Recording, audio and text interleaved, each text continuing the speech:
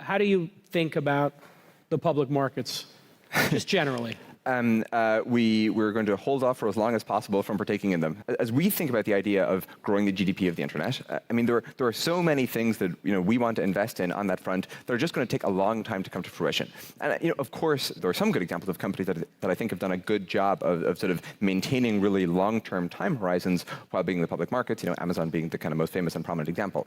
On the other hand, if you look at kind of Amazon's early history, they had an incredibly turbulent time for sort of their first couple of years as a public company. And sort of now, 2017, Amazon is up, whatever, 50% year over year. Exactly. It all looks great, but sort of they really had a tough time in the beginning. This is a broader kind of structural challenge across the industry, but I think being a public company certainly does not stop you from taking a really long-term time horizon, but it does make it more difficult.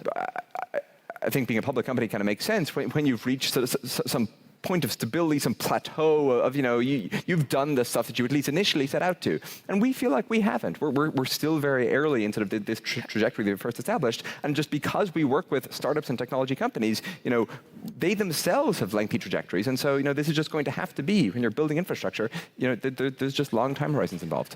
Slightly technical founder question, but how do you then think about liquidity for early employees, secondary sales? I think this is a big question across the industry of like, what are the points between being sort of, fully private with sort of no access to liquidity and kind of no, trading in the stock to, obviously, fully public and so on. Part of what makes this challenging is like there are so many constituencies here, right? And kind of not just the constituencies here in Silicon Valley, but also, various regulators, most notably the SEC and so on, right?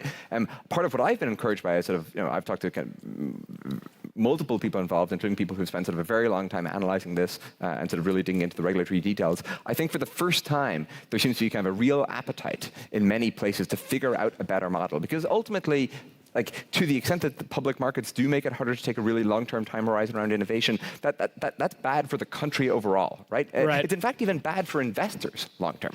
I don't presume to know how this is going to evolve. I mean, it's still very early days with the new administration and so on, but my hope, I guess, is that some new models come into existence that enable companies to sort of, on the one hand, start to sort of broaden their investor base and provide liquidity to insiders or to early investors who don't want to be late-stage investors, and start to kind of thread this needle.